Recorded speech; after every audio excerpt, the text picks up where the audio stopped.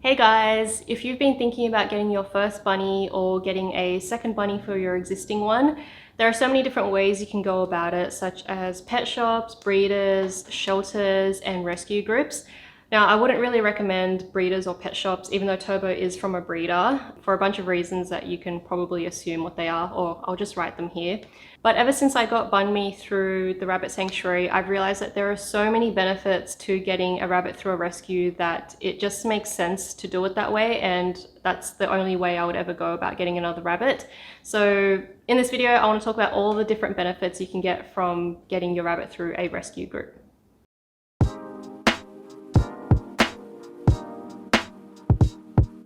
The first benefit is that you can choose a bunny based on its personality, and I know this is really important for some people.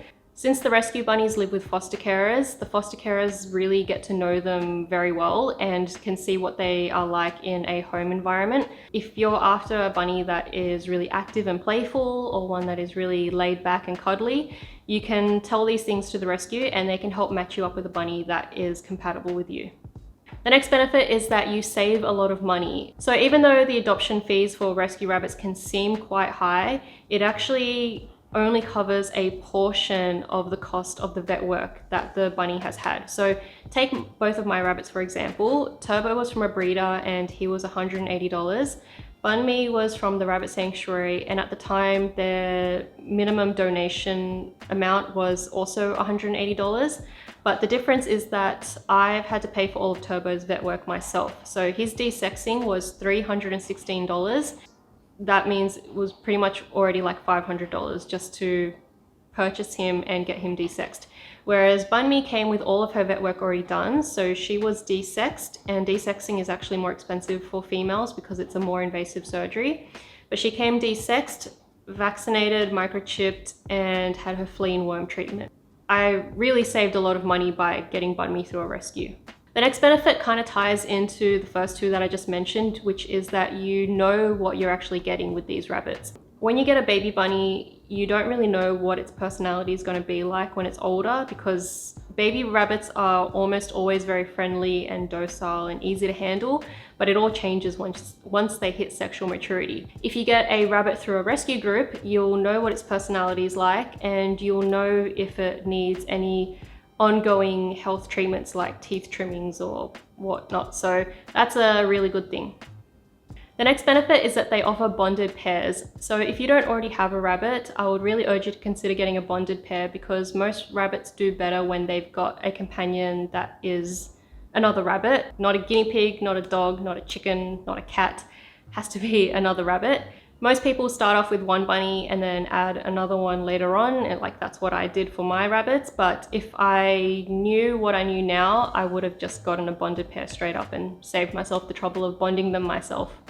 This next benefit is my favorite one because it's the one I think I've gotten the most value out of, and it is the ongoing support that you get from the rescue. While you can always Google your questions and read blog posts and go through forums, I think having a rescue as a resource is so valuable because you're getting answers from people who are experienced with a wide range of bunnies, not just their own personal rabbit, because when you're getting anecdotal evidence online, bunnies are also different, so what works for one person may not work for your bunny. But if you're going through a rescue group, you can get lots of different opinions from different foster carers and other rabbit owners, and it can help you'll just be better informed when it comes to rabbit care. So this is really handy, especially if you're a new rabbit owner.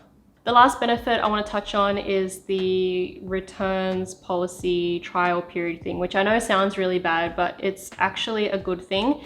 If you adopt a bunny through the rescue and in a few years your circumstances change or something and you can't keep the rabbit, they will always take it back, because they would rather take that bunny in and help it find a new home rather than finding out that bunny got dumped or sold to someone who doesn't know how to properly care for it.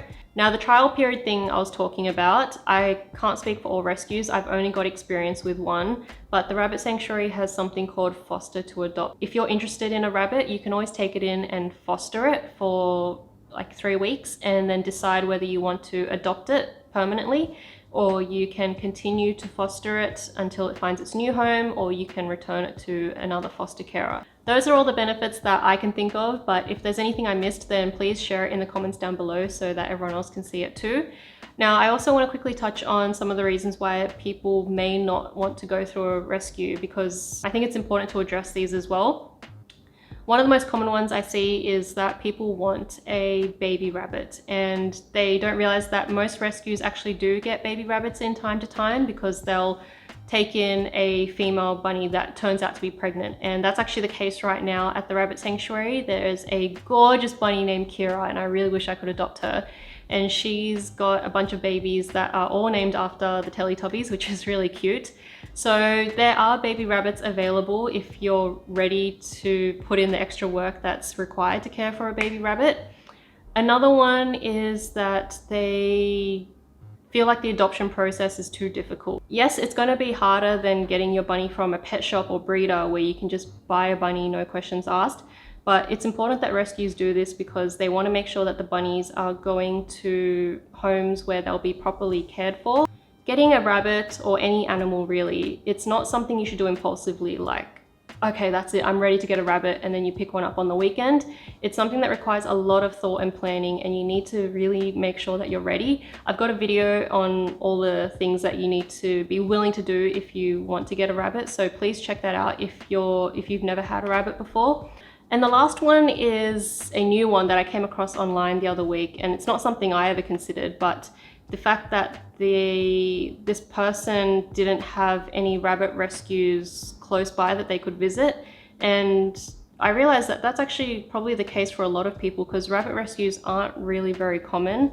And I can understand why you may want to see and interact with the animal in person before you want to commit to it. But I can tell you now from my experience getting Bunmi, like, she was living with a foster carer that was about 2 hours away, and there was no way I could visit them. But the foster carer was really good at sending me lots of photos, and she was writing me essays about Bunmi's personality and any information that she knew about her.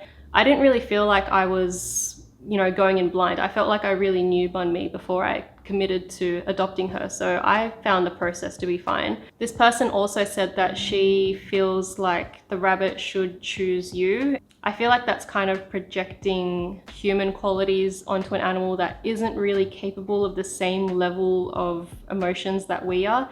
Like, I think rabbits are so smart and wonderful and intelligent and quirky and just beautiful little animals, but I don't really think a baby rabbit can choose a human the same way that puppies choose humans. Dogs are really bred to like humans and be dependent on humans. From birth, they gravitate towards people, but rabbits don't.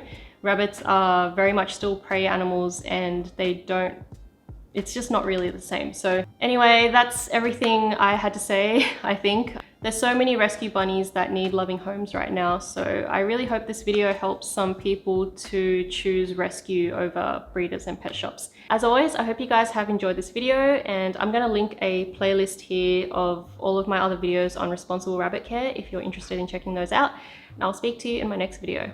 Bye! Hey guys, thank you so much for watching my video. I really appreciate it, and the bunnies do as well. I know I talk about the rabbit sanctuary a lot in my videos, and it's only because I'm such a huge fan of what they do. I think they are such a great organization helping out homeless bunnies and educating people on how to properly care for rabbits. So if you are in a position to donate, then please do that. I'm going to put a link to their website in the description box down below. And if you can't donate, that's okay too. Another way that you can show your support is by heading over to their YouTube channel, watching their videos. They've got a lot of great educational rabbit content on there, and don't forget to like and subscribe, because if their channel can get monetized, then the money that they make from their videos can also go towards helping rabbits. So that's a really easy way that you can show your support to them as well. That's all I had to say. Thanks again, and I will let you guys go now. Bye! Say bye! Does the foot count as a wave?